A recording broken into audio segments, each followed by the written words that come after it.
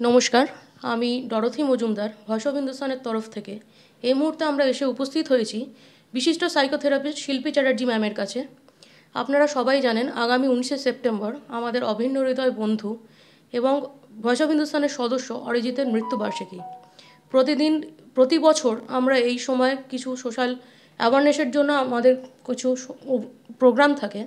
এবছরের প্রোগ্রাম তার মধ্যে একটি হলো যে মানুষ কোন পর্যায়ে তার মানসিক অবস্থা ঠিক কোন পর্যায়ে পৌঁছলে সে এই ধরনের একটা চরম সিদ্ধান্ত নিতে নেয় বা তার জীবন শেষ করার কথা ভেবে নেয়। একজন পরিবারের সদস্য হিসেবে বা তার প্রিয়জন হিসেবে বা বন্ধুবান্ধব হিসেবে আমাদের কি কিছুই করার নেই, নাকি এই বিষয়টা থেকে বেরিয়ে আসার জন্য আমরাও সাহায্যের হাত বাড়িয়ে দিতে পারি? এই বিষয়ে একটু আলোকপাত করার জন্য ম্যামকে অনুরোধ করব। ম্যাম, আবার আপনাকে স্বাগত জানাই আমাদের ভয়েস অফ হিন্দুস্তানে। এ ব্যাপারে যদি একটু আলোকপাত করেন খুব ভালো হয়। ধন্যবাদ। আজকের এই দিনটি 19শে সেপ্টেম্বর, যেটা আপনারা একটা স্মরণীয় দিন হিসাবে পালন করতে চলেছেন, সেই দিনটি আপনাদের জন্য খুবই মর্মান্তিক একটা দিন। অতি কাছের, অতি প্রিয় একজন মানুষকে আপনাদের হারাতে হয়েছে। একজন সম্ভাবনাময় মানুষ এই পৃথিবী থেকে এক মর্মান্তিক দুর্ঘটনার কবলে পড়ে তাকে পৃথিবী থেকে চলে যেতে হয়েছে, এবং সেই ঘটনাটি হলো আত্মহত্যা। সেনম্যান বলেছেন যে the person who attempts suicide keeps her psychological skeleton in the survivors closet. আসলে মৃত্যু কথা বলে। কিছু কিছু মৃত্যু আমাদের জীবনচর্চার দিকে আঙুল তুলে অনেক প্রশ্ন রেখে যায়। আজকের টপিক, আজকের আলোচ্য বিষয় আত্মহত্যা এবং প্রতিকার। আমি একটু অন্য দৃষ্টিকোণ থেকে এই বিষয়টাকে একটু আলোচনা করতে চাই। সেটি হলো আত্মবিশ্লেষণ, আমার আপনার আত্মবিশ্লেষণ, যাতে আপনার এবং আমার ভেতর এবং বাহিরটা যথেষ্ট ইকুইপড হয়। তাহলে আমি মনে করি আমরা এই ধরনের সমস্যার মোকাবেলা করতে পারবো এবং এই আত্মহত্যা প্রবণ মানুষজনকে সহমর্মিতার সঙ্গে, আন্তরিকতার সঙ্গে আমরা তাদের জন্য সাহায্য করতে পারবো বা কিছু অন্তত করতে পারবো। ফ্রয়েডের মতে আমাদের জীবনের শক্তি দুটি রূপ, একটি ধ্বংসাত্মক আর একটি হলো সৃজনাত্মক, অর্থাৎ লাইফ ইনস্টিংক্ট আর ডেড ইনস্টিংক্ট। লাইফ ইনস্টিংক্টে একটা প্রোডাক্টিভিটি, ক্রিয়েটিভিটির দিকটা বলা হচ্ছে, আর এই আত্মহত্যা হচ্ছে এই ধ্বংসাত্মক ইনস্টিংক্টের মধ্যে পড়ছে। হিউমের মতে এই জীবনী শক্তি বা চালিকা শক্তিকে উনি এনার্জি হিসাবে দেখেছেন। আমাদের ভেতরে যে এনার্জি আছে সেটা যখন আমরা কোনো কাজ করতে উদ্যত হই, সে যে কোনো কাজ ধ্বংসাত্মক হোক বা সৃষ্টিমূলক হোক, সেখানে কিন্তু আমাদের এনার্জিটা ব্যবহৃত হয়, এবং যখন যেদিকে ব্যবহৃত হয় সেই দিকে তার অন্য দিকের সঙ্গে একটা ব্যালেন্স মেনটেন্ড হয়। অ্যাডলার বলছেন সুপিরিয়রিটি স্ট্রাইভিং ফর সুপিরিয়রিটি, অর্থাৎ আমাদের ভেতরে যে একটা ইনফিরিয়ার বোধ, যা আমাদের বলতে গেলে জন্মকাল থেকে আমাদের মধ্যে পোষিত হয়, সেখান থেকে আমাদের সুপিরিয়র দিকে একটা উত্তরণের পথ, এবং সেখানেও কিন্তু সেই জীবনী শক্তিটাকেই কাজে লাগানো হয়। এবার বাইরের দিকে আমরা একটু আসি। সোশিও কালচারাল ফ্যাক্টরসে আমরা দেখতে পাই এই আত্মহত্যার পেছনে ফ্রাস্ট্রেশন এবং স্ট্রেস খুব গুরুত্বপূর্ণ ভূমিকা নেয়। দৈনন্দিন এই ইঁদুর দৌড়ের জীবন আমাদের প্রায় প্রত্যেকের, সেখানে আমাদের অনেক কিছু চাওয়া না চাওয়া, পাওয়া না পাওয়া আছে, এবং চাওয়া না চাওয়া, পাওয়া না পাওয়ার মাঝখানে অদৃশ্যে এবং আমাদের সকলের অলক্ষ্যে এক অদৃশ্য গ্যাপ তৈরি হয়। Level of aspiration and achievement, আর সেই গ্যাপের মধ্যেই থাবা বসায় আমাদের মানসিক নানা সমস্যা, বিষণ্ণতা, ক্রোধ ইত্যাদি ইত্যাদি। বিষণ্ণতাকে, মানে যেটাকে আমরা খুব প্রচলিত একটা কথা আমরা সবার মুখে এখন শুনতে পাই, ডিপ্রেশন। ডিপ্রেশন এই সোসাইটির জন্য ভেরি মাচ সিগনিফিক্যান্ট। ডিপ্রেশনে মানুষের মধ্যে যে এক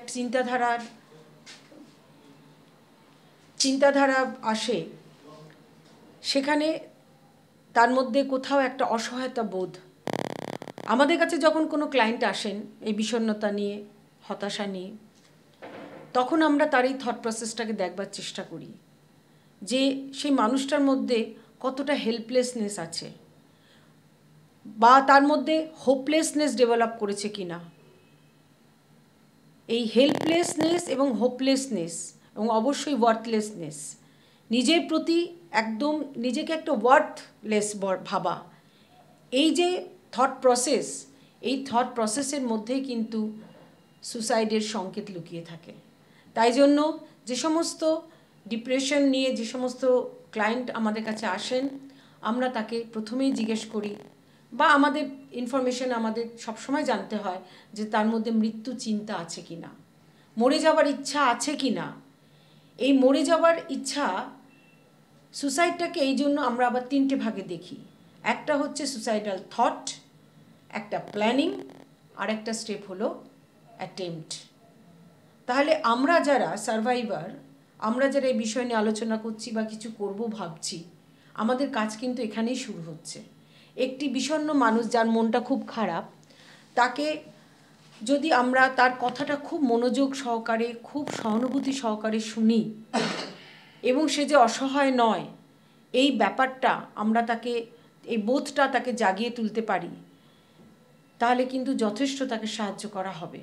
তাকে অন্তত সুসাইডের ওই অ্যাটেম্পট অবধি তাকে পৌঁছাতে হবে না, আমরা তাকে সাহায্য করতে পারব।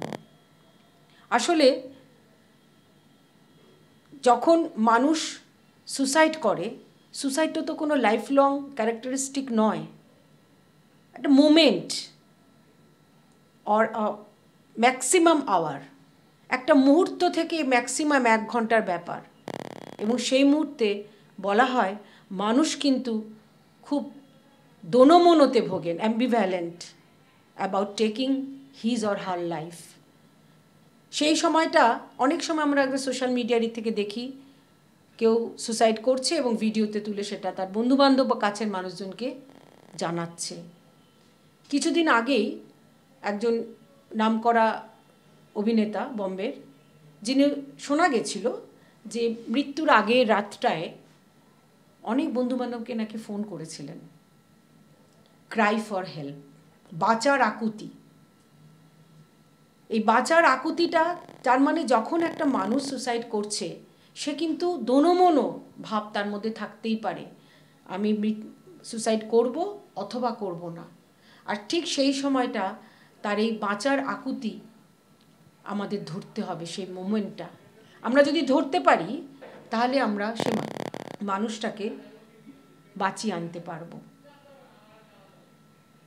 এইবারে আমরা যদি সাইকো অ্যানালিটিক্যাল দিকটা দিয়ে দেখি, অ্যাগ্রেশনটাকেও একটা বিরাট কারণ হিসাবে ধরা হয়।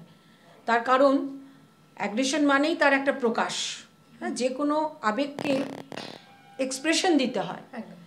কিন্তু সোশ্যালি অ্যাকসেপ্টেবল বিহেভিয়ার নয় বলে অনেক সময় দেখা যায় যে মানুষ, অনেকে আছে যে ব্যাপারটা একটু চেপে যায়, ঠিকভাবে প্রকাশ করতে পারে না। তো এই তথ্যে বলা হচ্ছে যে যখন মানুষের রাগটা ঠিক মতন প্রকাশিত হতে পারে না আউটওয়ার্ডলি, তখন এই অ্যাগ্রেশনটা ইনওয়ার্ডলি নিজেদের মধ্যে চলে আসে, এবং সেটা কিন্তু আবার আত্মহত্যার একটা সংকেত বলে ধরা হয়।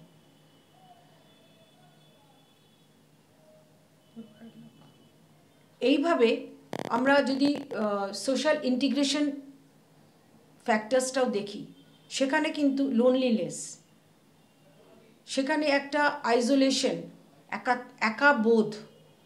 কারণ আমাদের এখনকার সমাজ ব্যবস্থা, সমাজ জীবন হয়ে দাঁড়িয়েছে, সেই টাইটনেসটা নেই, একাত্ম হয়ে বাঁচার ব্যাপারটা কিন্তু অনেক অনেক ক্ষতিগ্রস্ত হয়ে যাচ্ছে মানুষের জীবনে, অনেক আলগা হয়ে গেছে। বিলঙ্গিং, আমি বলতে পারি যে একটা লঙ্গিং ফর বিলঙ্গিংনেস সবার মধ্যে যেন কাজ করছে। সেই জন্য যখন মানুষের এই একাত্ম বোধ তাকে অসহায় করে তোলে, তখন কিন্তু মানুষ আত্মহত্যা করতে পারে, এটাও দেখা গেছে। তো যখন মানুষ, এছাড়া অনেক বায়োলজিক্যাল ফ্যাক্টরসও আছে, কিছু সেরোটোনিন ডিক্রিজ হওয়া, জেনেটিক ফ্যাক্টরস, এগুলো নিয়ে আমাদের ব্যাপার নেই। আবার অনেক ক্ষেত্রে দেখা যায় মানে ধর্মীয় কারণে মানুষ তার জীবন দান করছে একটা বিশেষ বিশ্বাসের উপর ইয়ে করে, বিশ্বাসের উপর দাঁড়িয়ে, সেটা একটা পৃথক ব্যাপার। এই জন্য আমরা যখন দেখব কিছু মিথ এর মধ্যে আছে, যেমন যখন কোনো মানুষ সুসাইড করতে যায় তাকে অনেকে মনে করে থ্রেট দিচ্ছে, এটা কিন্তু একটা মিথ। কখনোই কোনো মানুষ যদি সুসাইড অ্যাটেম্প্ট নেয় এটা কোনো দিন থ্রেট বলে ধরা উচিত নয়। দ্বিতীয় কথা, অনেকে মনে করে যার একটা সুসাইডাল টেন্ডেন্সি আছে বা বলছে বা মনমরা ভাব, তার সঙ্গে বেশি করে আত্মহত্যা বিষয় নিয়ে আলোচনা করো না, তাহলে তার প্রবণতাটা বেড়ে আসবে, প্রবণতা বাড়বে এবং সে আত্মহত্যা করবে। এটাও কিন্তু একটা মিথ। বরং তার সঙ্গে বসে তার সঙ্গে আলোচনা করা, কেন সেই মনোভাবটা তার মধ্যে নিচ্ছে। অনেক সময় আসলে এই মুহূর্তগুলোতে তার লজিক বা রিজন, এই পার্টটা তার থিঙ্কিং প্রসেস থেকে অলমোস্ট চলে যায়। সে লজিক্যালি রিজনিং সেভাবে চিন্তা করতে পারে না, তার মনে হয় বাস্তব কিছু সমস্যা এমনই তার কাছে মানে অসহ্য হয়ে ওঠে যে সে মনে করে এই সমস্যাটা তার পক্ষে সমাধান করা সম্ভব না। তখন সে পৃথিবী থেকে চলে যাওয়ার একটা সিদ্ধান্ত নিয়ে থাকে। কিন্তু তাকে বোঝাতে হবে যে যে কারণে সে মরবে বলে ঠিক করছে বা পৃথিবী থেকে চলে যাবে বলে ঠিক করছে, সে কারণ ছাড়া তার তো বাঁচার অনেক কারণ আছে, একদম, তাই না?